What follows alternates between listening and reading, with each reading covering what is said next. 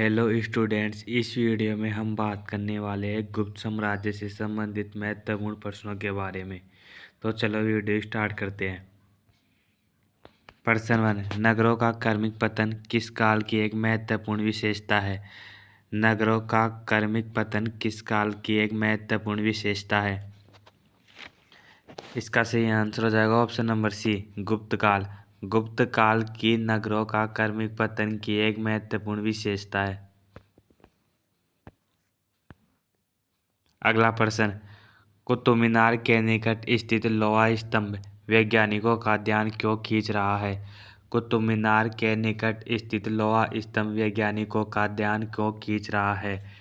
इसका सही आंसर हो जाएगा ऑप्शन नंबर बी, उसकी जंग रोधकता के कारण। उसकी जंग रोधकता के कारण कुतुब मीनार के निकट स्थित लोहा स्तंभ वैज्ञानिकों का ध्यान खींच रहा है।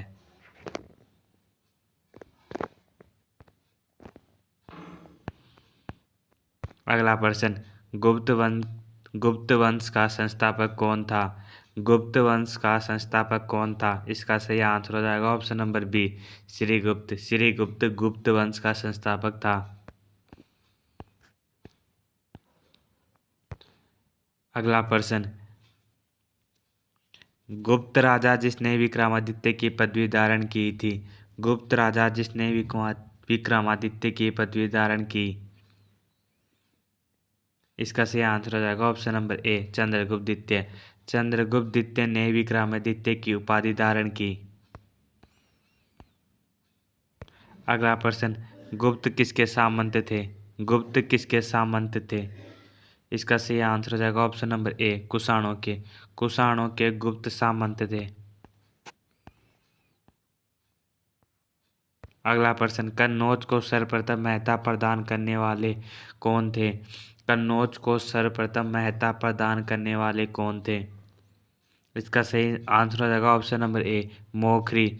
मोखरी कन्नौज को सर्वप्रथम महत्ता प्रदान करने वाले थे।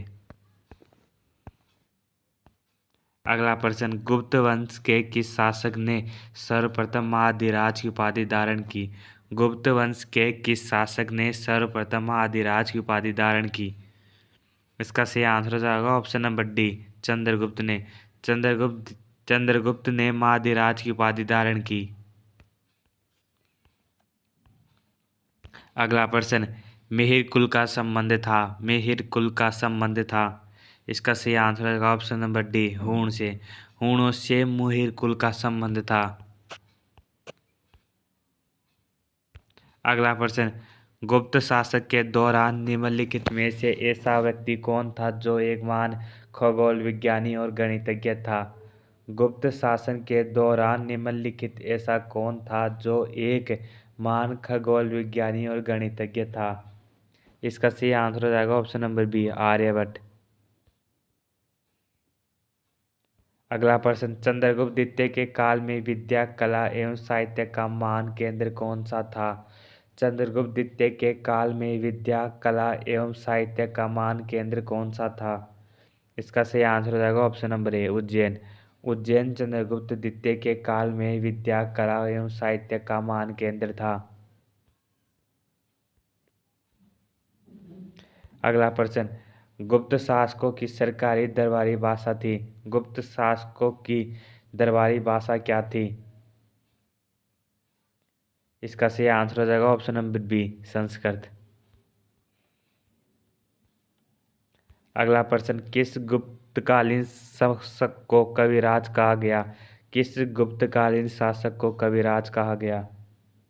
इसका सही आंसर है ऑप्शन नंबर ए, समुद्रगुप्त को। समुद्रगुप्त को कविराज भी कहा गया। अगला प्रश्न, इतिहासकार वी.एस. स्मिथ ने किसकी विजयों से प्रभावित होकर उसे भारत का नेपोलियन कहकर बुलाया गया? भारत का नेपोलियन किसे कहकर बुलाया गया? इसका सही आंसर हो जाएगा ऑप्शन नंबर बी, समुद्रगुप्त को। समुद्रगुप्त को भारत का नेपोलियन कहकर भी पुकारा गया। अगला प्रश्न, गुप्त शासकों द्वारा जारी किए गए चांदी के सिक्के क्या कहलाते हैं? गुप्त शासकों द्वारा जारी किए गए चांदी के सिक्के क्या कहलाते हैं? इसका सही आंसर हो जाएगा ऑप्शन नंबर सी, रूपक। गुप्त शासकों द्वारा जारी किए गए चांदी के सिक्के रूपक कहलाते हैं। अगला प्रश्न, गुप्त वंश का वह राजा कौन था जिसने हुणों को भारत पर आक्रमण करने से रोका? गुप्त वंश का वह राजा कौन था जिसने हुणों को भारत पर आक्रमण करने से रोका? इसका सही आंसर हो जाएगा option number A, Skandagupta. Skandagupta ने हुणों को भारत पर आक्रमण करने से रोका।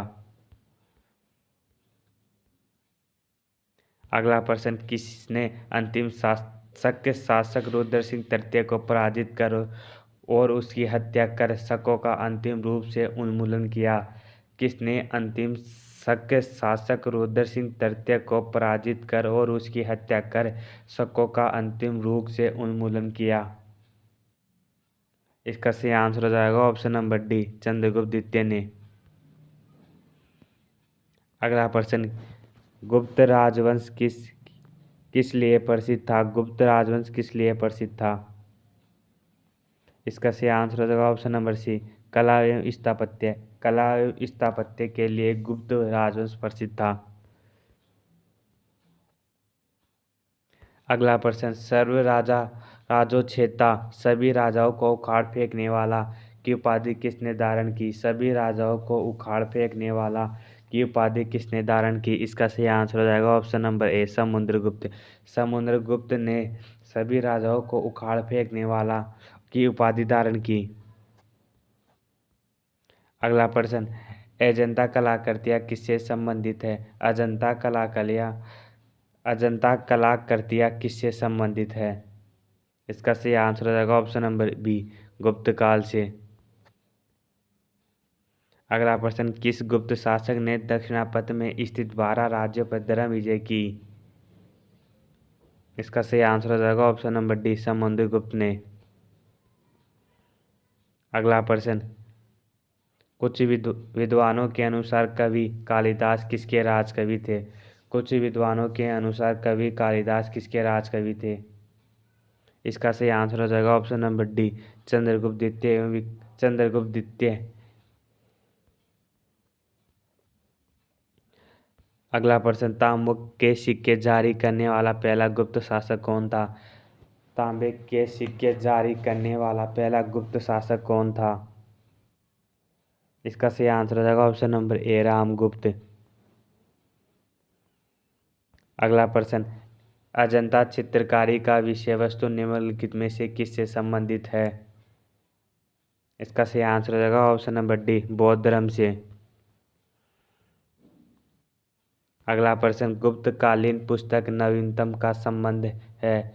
गुप्तकालीन पुस्तक नवनीतम का संबंध है।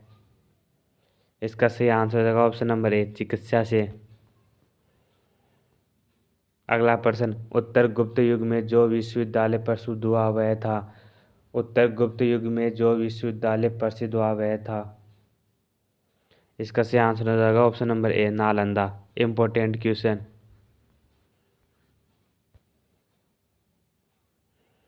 अगला क्वेश्चन, वह प्रथम भारतीय विद्वान कौन था जिसने गणितज्ञ को एक प्रत्यक्ष विषय के रूप में स्थापित किया?